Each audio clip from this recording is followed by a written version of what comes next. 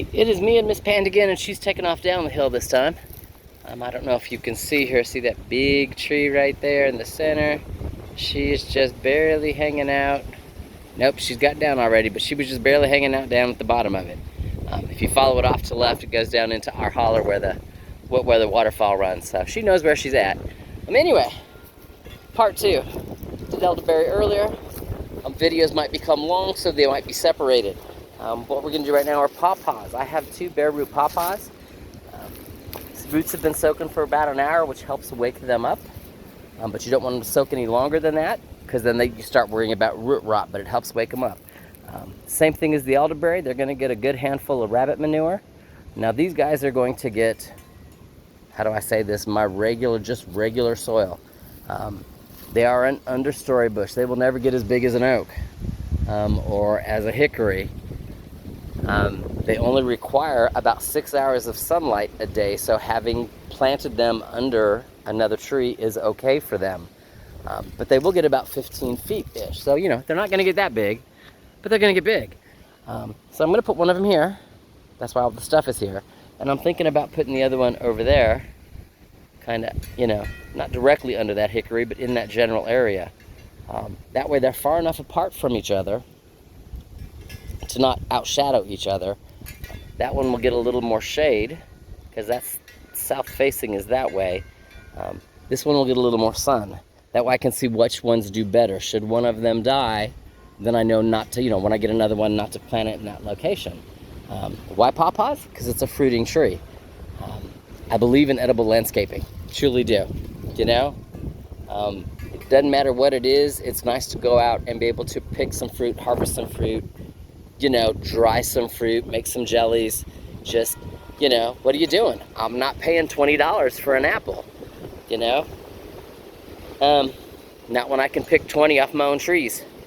So this year it was 2 Paw Paws. I had ordered more. I don't know what happened with shipping, or with however the company orders, or I don't know what they did. The only 2 that came in were the Paw Paws. I have another video on that where I did a little rant because I was just a little pissed. It's all right. I'm not as pissed, but I gotta get my Paw Paws planted. So one of them's gonna go here, and along that same lines, I have to dig up first. Right there, dead center, is a daylily.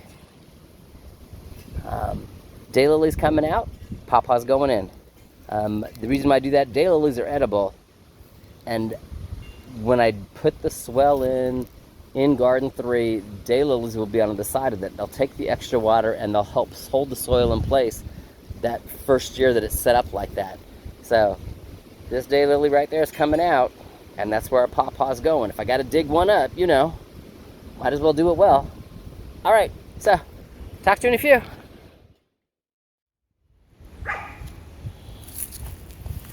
Well, get the panda paw. Get the panda paw. Yeah, get the panda paw. Silly girl, you can get the panda paw. I know it's a good drink of water, huh? I know there's pandas, huh?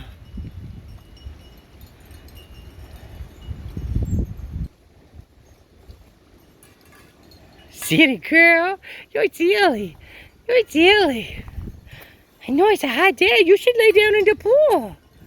All right, let me go ahead and talk. We'll talk about panda in a minute. So I was thinking about in that tree area, the one I pointed to from the other side when I planted the other Paw Paw. And then I got over here and I got to thinking about it, and the answer is no, I don't want to do that. I have a persimmons in here. It's a baby. It does produce fruit. I don't want them to compete. Does that make sense? I don't want to plant a Paw Paw and lose the persimmons. So we do second thought things. I still want to do it in this area because I have natural water that comes down. If you look right, get my finger going. Yes, right there. There was water runoff. There's a dip. It's water running off. It's what comes off the hill here. Doesn't show really well. It's not a lot of water. It's not like my wet weather waterfall, but there's water on the hill, and it tends to catch right there and just kind of roll down going that way. So I like that. Does that make sense? Helps with the natural watering of the plants. Having said that, one of the reasons why I picked that spot over there is there used to be a tree stump in there. It is completely rotten. It's gone. You don't even see it anymore.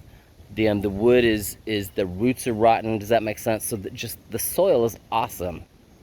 That's why the pawpaw is there. This tree is in the process of doing that. This stump has been here since I got here. There used to be like 8 or 7, 6 trees around it. I picked 2 that I kept, and actually it's one tree. It's just got a fork in it that I kept. It's a bitter cherry, you know, and I went ahead and I kept it here. I don't actually get fruit off of it, or I haven't yet. I think the birds get most of it. It's okay, but it provides a little shade. So what I'm thinking is put the pawpaw over on this side, you know? That way as the cherry here itself gets bigger, the pawpaw will still get that little bit of shade that it likes, along with the water that tends to run down the side of the hill. I like that idea. I didn't realize till I got over here, though, that there's a critter hole there. And there's a critter hole there. I will tell you, Panda's got a ground squirrel chipmunk. Use the right term, chipmunk carcass up over there under her tree. I'm thinking she got it from here. I could be wrong. Anyway, I'm gonna put the pawpaw here, this corner, and I might have to get some baits and see if, you know, if we can get the critter to leave. That's the thought process. All right, talk to you later.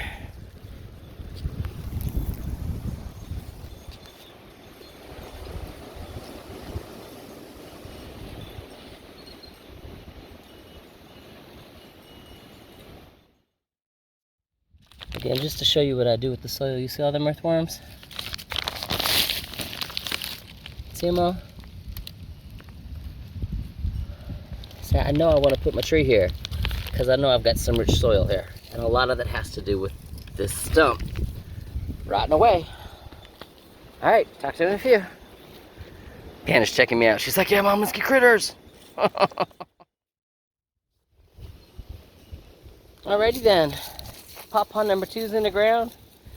I guess I should say the other reason why the dirt here is so rich is not only because the log itself is rotting, but when I'm processing wood for my kindling stacks, anything that's left over, they're just pieces, parts, and too small to actually go in the kindling, they get dumped over here. That way it's like landscaping wood. So it's just a really rich corner. Pawpaw should do well. We'll see.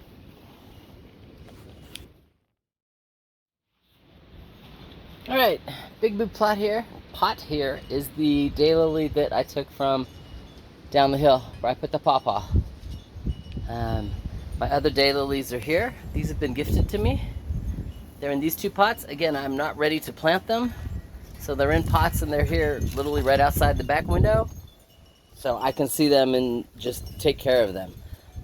And then I've moved some of my other pots here because these are my baby Rosa Sharons. And those 3 have leafed out. Actually, there's 4 in there total that have leafed out. These don't look like they made it. These don't look like they've made it, but you never know. We're still early spring, so I'm hanging on, I'm waiting. The fat green here is part of my vine, so it's coming back. This other green here, that's a weed, and it's I'm gonna say it. I'm probably gonna say it wrong. Coriander. Yeah, I'm gonna pull it out. That way you can see it. 1, I don't want the weed in here, but 2, you can see it. This is an early spring green. If you look at the flower, see, it's really windy, so I don't know if you're gonna be able to see it. It's got 4 petals on each flower. Focus, focus. There you go. 4 white petals on each flower. Makes sense. The flower stalk has one leaflet thingy coming off. And it grows it's called a rosetta shape. It's round. And then you see the individual stalk on the leaves. This is edible. Tastes kind of like a cabbage arugula. I know, I'm so sorry about the wind. So you can add it to a salad for a little bit of flavor, but you don't want to eat too much of it. You don't want to have a salad of just this stuff, because if you're a little constipated, it'll clean you out. You know? Think X-Lax, but green. So beyond that, don't take my word for it. Do your own research. And I don't know if I'm pronouncing the name right. Corndom. Cardiomne, maybe, something along that line.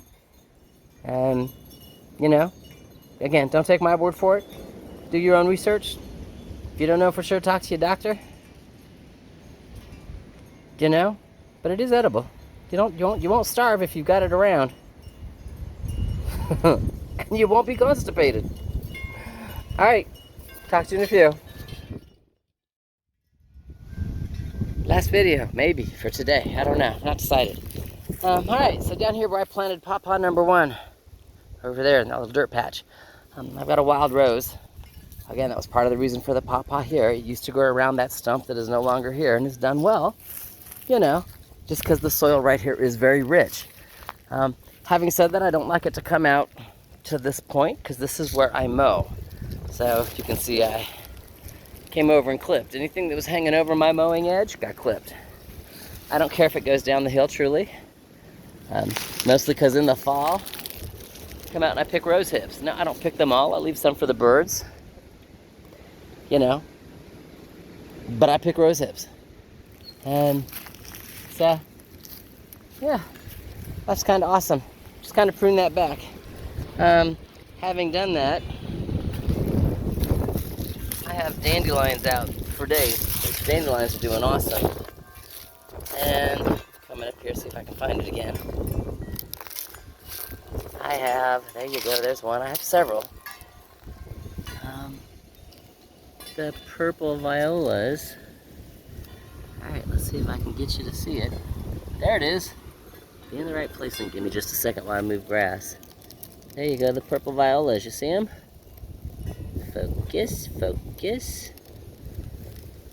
There you go. Aren't those pretty? So those are just a couple. There's plenty. Well, not plenty, but there's a lot. There's another one. Nice purple viola. There's several. I've got some lighter lavender ones up the top of the hill that way. Here's another one. So, you know, I've seen several today. Not enough to start harvesting, but I've seen several today. So what I'm hoping is that when we get this little bit of rainstorm tonight and or tomorrow, that it gives everybody a good soak and my violas just kind of burst out because they're ready. Does that make sense? I've got some in bloom and I have them everywhere. I mean, all the way over where I mow, this entire hillside is covered with them. So is my hillside over there near my firewood. So is the hillside back over there. I mean, just, I have them everywhere. And I really want to do a viola jam this year. Or jelly, excuse me. Just like I want to do a dandelion jam. Now this area up here has not exploded yet. I'll take you back in a second and show you the dandelions back by the workshop. Because again, they've already started to explode. So give me a few minutes.